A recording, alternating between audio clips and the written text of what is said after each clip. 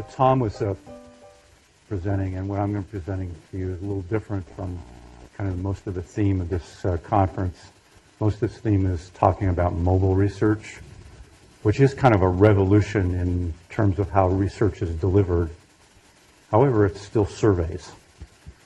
What Tom is showing, and I think hopefully what I'm going to show you here, is I think a revolution also, but a different time. This is more like how research is done, and it's not surveys.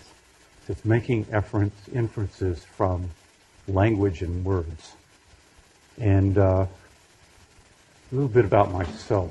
I'm an econometrician by background. I do what is commonly referred to as medium mixed modeling, predictive modeling, so I'm a kind of a quant guy. But I've come to have an appreciation for qualitative information. And what I'm going to talk about here is a way of translating textual information into numbers, which is kind of what Tom was also doing as well. And I've done some similar things which Tom showed to you. Okay, so the nature of my person is, if you've done a lot of research on social media, they say either you can't really measure its effect, there is no way of measuring the ROI, and I kind of don't accept that. One of my clients, and I'm going to talk to you a little bit about a journey I'm on, and I'll be very honest with you. In the past 3 years, I've talked to probably 500 people who claim to be social media gurus or experts. Believe it or not, most of them aren't. And I'm not going to claim to be an expert here because it seems like the more I learn about a subject, the more I know I don't know. So I'm just going to tell you what I know based upon the journey I've talked about. So I'm going to talk to you about a metric that we've developed, social media engagement metric, and I'm going to show you how we've done some things. But it's not just measuring the effect on sales or revenue of a brand. I'm going to show you how to get underneath the curtains of this and understand a lot about the insights about what makes the consumer engage with a brand. And what are the things driving the brand in terms of the type of social media channels and so on and so forth. And a little bit of some little different spins that I've used with clients. Now, I've done this in 5 cases with 5 clients. Very different clients. One is a major retailer, beverage retailer from the northwestern part of the U.S. Another is a mobile phone service provider, a hotel. So I did something similar to what Tom showed you. A consumer packaged beauty product, and a package delivery company. And I'm going to show you things like how we've quantified this metric that I call the social engagement index, how we've monetized the social media effect on sales. And I'm going to show you that what I'm really showing you here is maybe not so much directly the effect of social media per se. I'm really showing you something which I consider to be the effect of word of mouth that just so happens to be reflected in conversations about brands on social media. Now, I was at a digital media analytics conference a couple weeks ago, and there's a iconic professor named Don Schultz from Northwestern University, marketing professor, who talked about a study I think IBM conducted across 1,500 CMOs and tried to list the things of the marketing, things that are the most important drivers of business. And the thing that came out number 1 is word of mouth. And so there's a lot of insights that you can get from this type of analysis to understand the effect of word of mouth, the consumer's control of the marketing equation in terms of their conversations through social media with other consumers.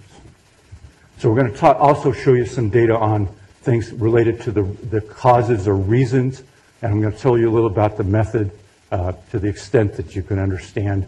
That I'm not going to go into all of the secret sauce detail. And then I'm going to talk a little bit about things like how we use this with one client to monetize the impact of marketing on for sports properties, and how we use that in terms of monetizing some other dimensions of marketing activities. And then we'll kind of summarize what are some key learnings. Okay, so how do we do this?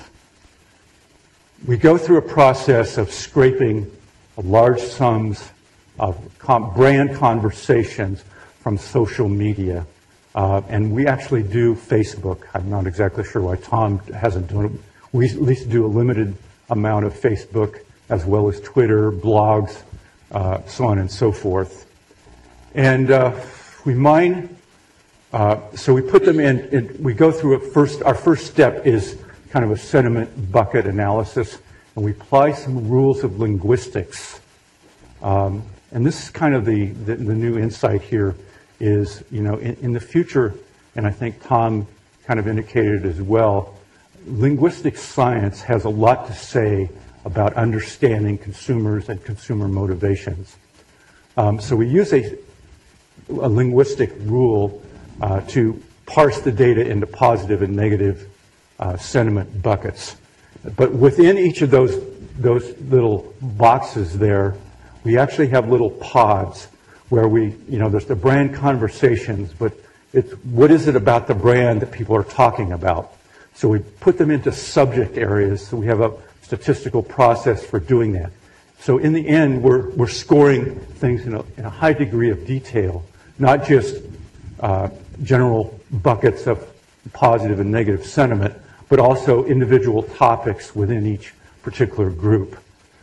And then we go through a scoring algorithm and apply 30 rules of linguistics. And even though this might sound complicated, the fundamental principle behind it is quite simple. What we're doing here is we're defining consumer engagement. We're defining it in a very particular way. And that way is that if a consumer's conversation through the language, through rules of linguistics, indicates that the consumer is emotional in the language that they're using, and if it's personal to them. So if those two conditions exist, then it's going to score very high. So if I said, I love my Starbucks latte in the morning, I've personalized it by taking ownership of the brand, and I've also shown the emotional connection that I have with the brand through the language. But I could also just said, I had a latte this morning, and it's not going to score so high. So there is a valence that we're able to quantify based upon those two principles. And then we put them into another bucket, we score them by time, and we end up with a kind of a time series metric. Now, I'm going to show you some stuff here. And believe it or not, you're going to have really going to have a right to say, it's going to be kind of hard to believe. And, you know, as I said, I'm on a journey here. I've done this with 5 brands. I've seen this, what you're going to show, consistent pattern. So what we have here is an indicator of sales for a telecom company for new customer additions or new customer acquisition, and this SEI or engagement metrics, correlation of 87%. We have a similar metric here for a beverage company with a correlation of, same thing, about 87%. We show here a hospitality or a hotel client where we're tracking bookings relative to the social engagement that we actually, with this particular client, rather than data mine Twitter, Facebook, we data mined online review sites like Tom did.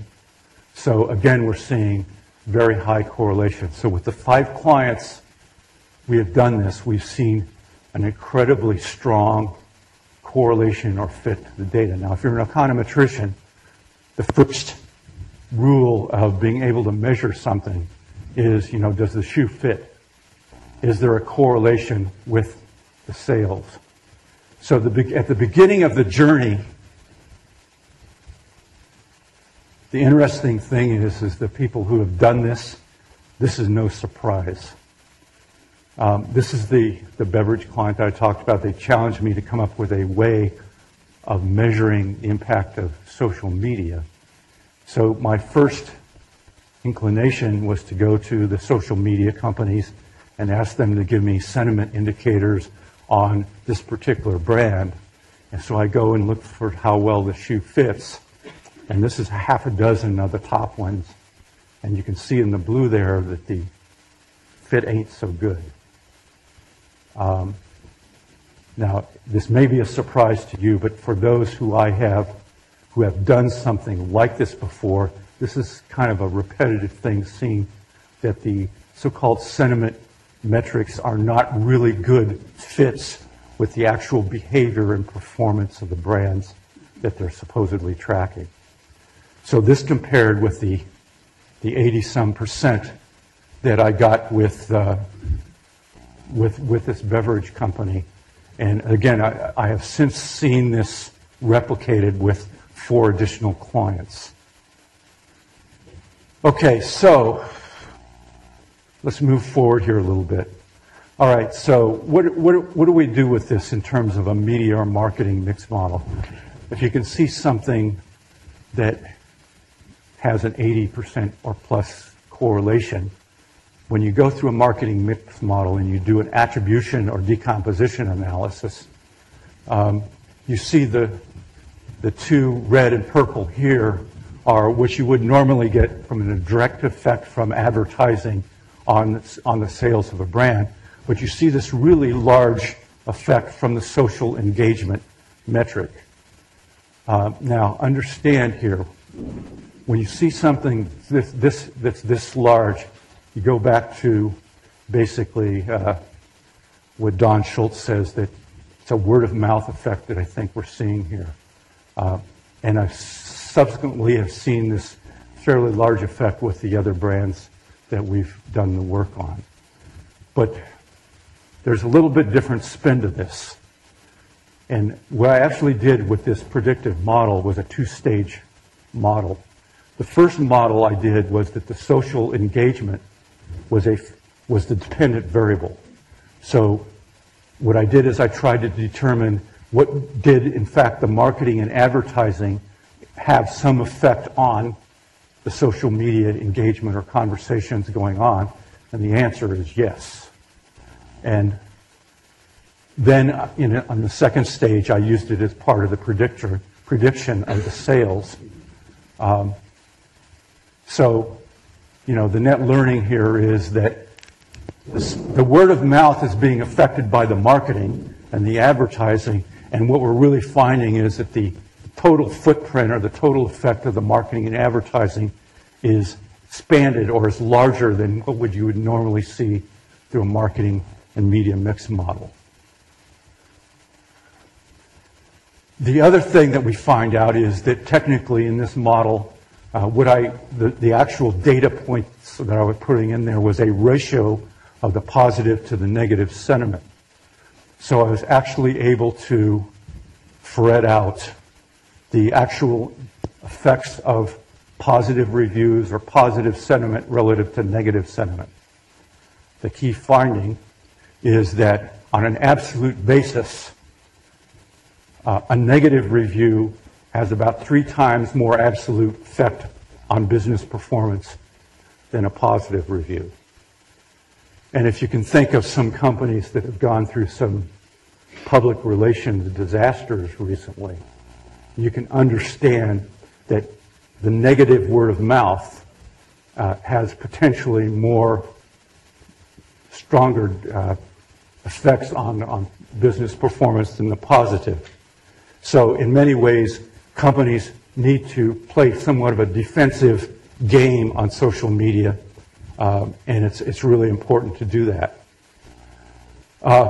Underneath the curtain we're able to break out individually the effect of the different social channels, Twitter, Facebook, the blogs, and so on and so forth, and look at which ones are driving the business performance more than others. In addition to that, if you recall, we're scoring individual topics or individual subject matter beneath each brand, so we're able to score what it is, what are the reasons behind the things that are driving the consumer engagement. And for this case, which was a CPG healthy snack brand, you can see various things related to product value, brand taste, convenience, nutrition, so on and so forth. So we can get down and understand a lot more about what are the things in the word of mouth factor going on in social media that are really driving brand performance. And then with another client, we went through a marketing mix model exercise that had a little bit different spin on it. And that spin was that this client spent about 60% of its marketing budget on sponsorships. PGA golf, which they had their own tournament, and NFL football, for example. And traditionally, researchers and modelers have been very hard to really totally monetize and quantify the value of sponsorships. Now you can go in and model and quantify the effect of sponsorship advertising, but as a general rule, this tends to understate the total value and ROI of the sponsorship. So we were able to do that.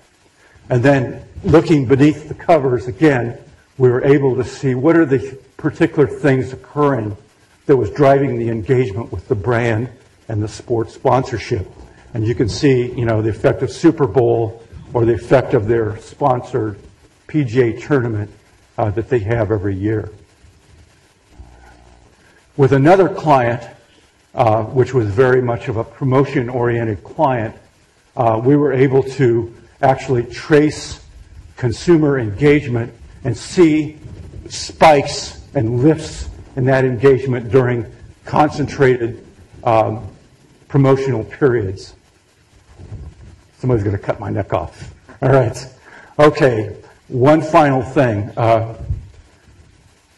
Our beverage client, we were able to do some advanced analytics. This is regression trees. One of the key things that we found was that even though some of the topics of importance were related to particular beverages and products that they had, we found that the most important driver of engagement with this client was not so much the products that they had, but the place or the stores. And what we found is that people socialized, met friends, girlfriends, so on and so forth in the stores. And the socialization that occurred in that store was very much part of their brand equity and identity. Okay, so I won't go into all the detail here of what the key insights are. I'll open this up to questions. Am I correct in understanding that what that slide says is you have a base level of sales of 49% in your model? Right. And you're saying that how much are you saying of the remaining 51% of the sales is driven by social media? Or the SEI engagement? The SEI is 41% of it. 41%. And then part of this, of that. And out of that 41%, there is a level of that social engagement being affected by, influenced by the marketing and media. Approximately 25% in your model. Right. Okay. Thank you.